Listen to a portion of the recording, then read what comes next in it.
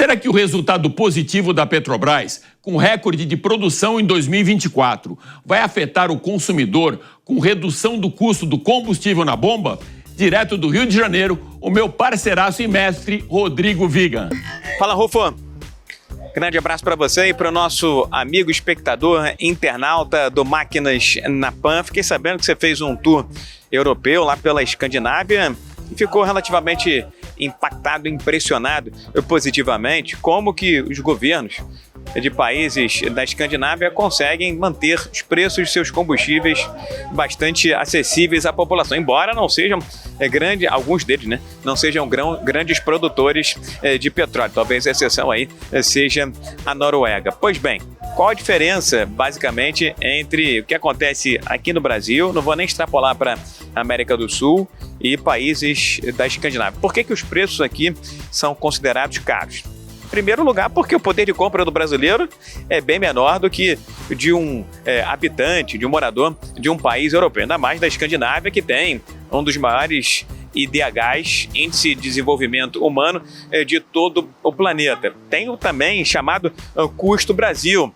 Essa história de dívida muito grande em relação ao PIB, um histórico ainda, e um país jovem, com alguns passivos que foram mal resolvidos no passado, enfim, a logística mais cara, taxa de juros, tudo isso acaba influenciando a hora da formação do preço final. O preço que chega aqui na bomba para os brasileiros, parte é fator Petrobras, mas uma parte significativa tem a ver com tributos, impostos, tem ICMS, tem PIS, tem COFINS, tem também CID, né, que é para financiar questões energéticas de todo o Brasil. No final das contas, você tem uma coluna, você tem um gráfico de pizza.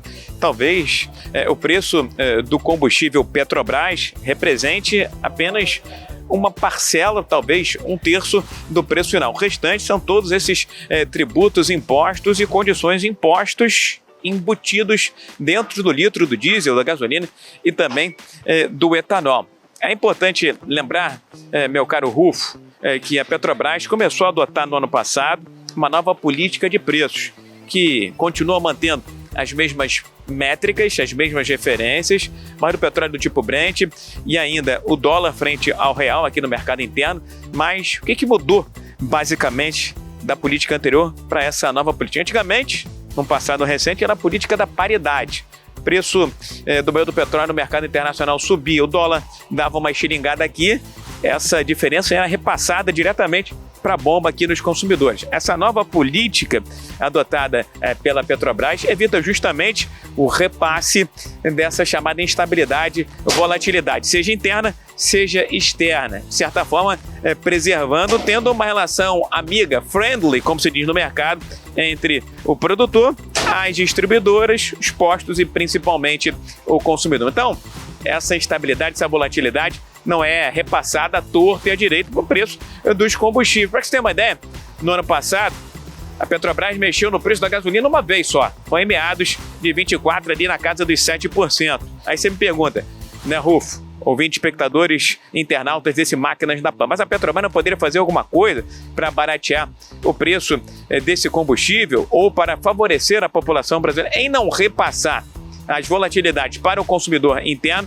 Já é uma espécie de vantagem, uma espécie de benefício. Agora, o mercado de óleo e gás, de petróleo, oportuniza vantagem e benefícios mais indiretos. Então vejamos, Rufo, só para fechar esse longo raciocínio, porque carece de uma explicação um pouco mais elaborada, ainda mais quando tem esse comparativo com a Europa, com a Escandinávia, com o mundo desenvolvido, com o velho continente. Petrobras tem um plano de negócio para ser colocado em prática, o 2025 a 2029, de 111 bilhões de dólares, mas acredita que esse plano de negócio vai render em tributos, impostos, geração de riqueza, 251 bilhões de dólares. Como é que isso aparece?